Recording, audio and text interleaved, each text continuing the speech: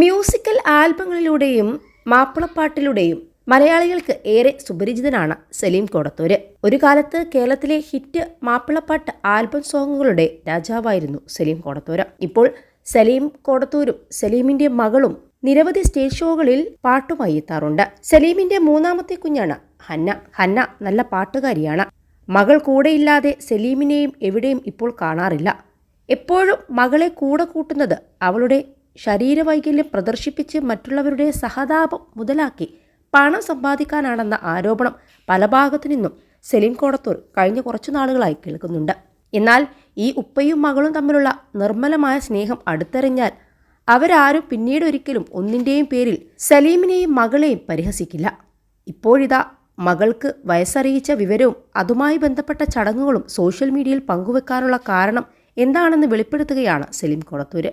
21 ലക്ഷത്തോളം സന്തുഷ്ടരായ ഉപഭോക്താക്കളും 2 ലക്ഷത്തോളം തിമിര ശസ്ത്രക്രിയകളും പൂർത്തിയാക്കിയ മലബാറിലെ ഏക കണ്ണാശുപത്രി Alsalama high hospital, hospital road, Perinthalmanna. Movie world മീഡിയക്ക് നൽകിയ അഭിമുഖത്തിൽ സംസാരിക്കുകയായിരുന്നു താരം. മകളുടെ പ്യൂബർട്ടി ചടങ്ങിന്റെ വീഡിയോ ഷെയർ ചെയ്തതിന്റെ പേരിൽ വലിയ രീതിയിൽ സൈബർ ആക്രമണം സലീം കോടത്തൂർ നേരിട്ടിരുന്നു.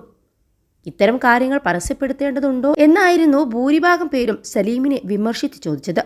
തട്ടമിട്ട് നടക്കണമെന്നതൊക്കെ മോള് തന്നെ തീരുമാനിച്ച് ചെയ്തു തുടങ്ങിയതാണ്. എന്നിട്ടും പലരും മോൾ എന്തിനാണ് മുടി പുറത്ത് കാണിച്ച് നടക്കുന്നത് എന്നൊക്കെ കുറ്റപ്പെടുത്തി ചോദിക്കാറുണ്ട്.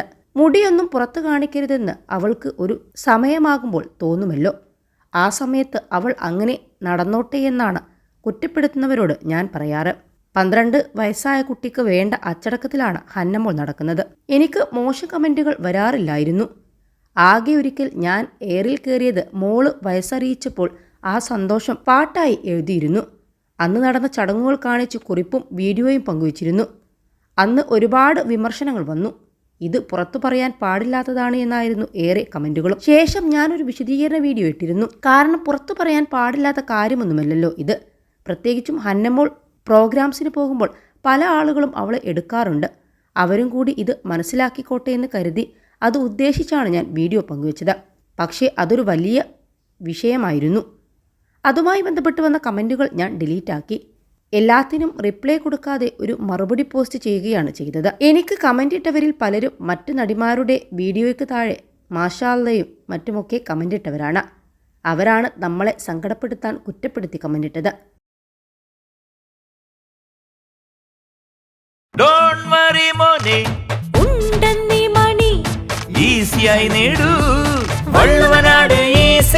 ആവശ്യം ഏതുമാകട്ടെ, പണം ഞങ്ങൾ തരും.